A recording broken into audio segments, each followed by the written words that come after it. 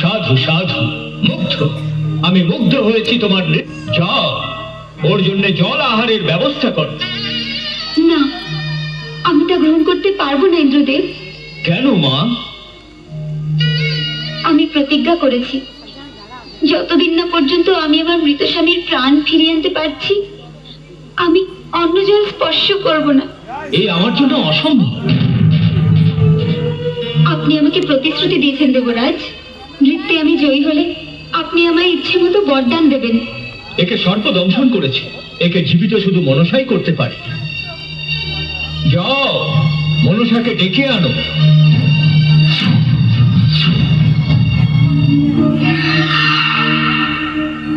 প্রণাম ইন্দ্রদেব। সব ভগবানকে আমার প্রণাম। বাবা, আপনাকেও প্রণাম। মনসা, আমি বেহুলাকে প্রতিশ্রুতি দিয়েছি। এখন আমার প্রতিশ্রুতির মর্যাদা রাখার দায়িত্ব শুধু তোমার। যাও, বেহুলার স্বামীকে বিষ মুক্ত কর।